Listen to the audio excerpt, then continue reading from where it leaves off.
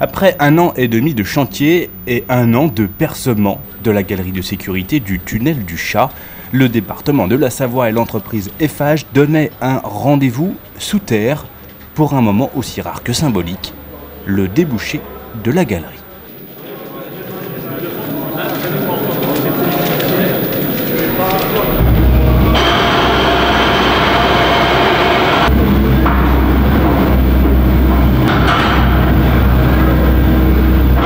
Quelques minutes d'action de la pelle mécanique et après 1,5 km de roches creusées à coups d'explosifs, les chantiers de percement de Saint-Jean-de-Chevelu et de Bourdeau étaient reliés ce jeudi 26 mai à 11h15.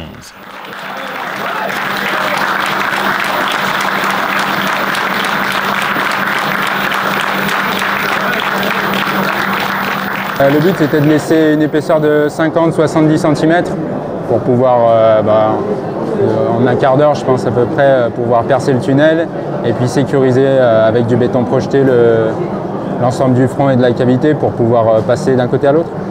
Donc il faut féliciter tout d'abord les mineurs pour leur activité, pour leur engagement sur 3 postes de nuit, sur 3 postes, 24 heures sur 24, donc ça demande quand même beaucoup d'énergie à tout le monde. Donc ça marque la fin de cette phase-là.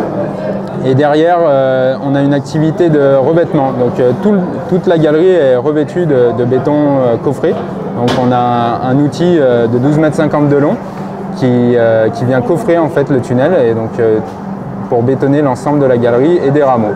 L'aménagement de cette galerie de sécurité de 3,50 m de large se poursuivra cette année. Puis d'avril à novembre 2017, le chantier se terminera par une rénovation complète du tube principal du tunnel, avec une fermeture totale de l'ouvrage, pour ce qui est un des plus importants chantiers jamais portés par le département de la Savoie. Le coût de percement de ce tunnel, y compris la rénovation du tunnel actuel, c'est de l'ordre de 40 millions, à laquelle il faut rajouter tous les travaux que le département a engagés en 2013-2014, des travaux d'équipement, en particulier 2 giratoires qui ont été réalisés de chaque côté du tunnel.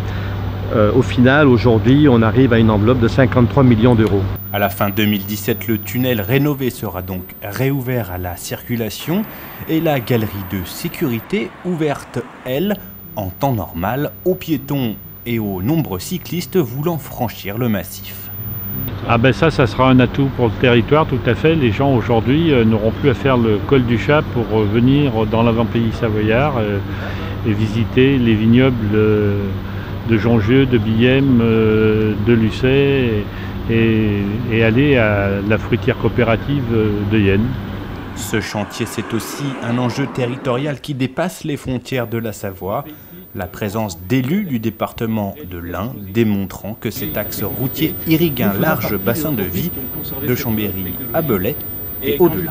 Ce qu'il faut savoir, c'est qu'il y a autant de gens qui chaque matin se rendent à Chambéry pour travailler et dans l'autre sens, des Savoyards qui viennent dans l'Ain, dans le Bugey, plus spécifiquement autour de Belay, pour venir travailler. Donc on a vraiment un échange qui se fait à 50-50. Je crois qu'on est autour de 15 000 véhicules par jour, donc c'est assez conséquent.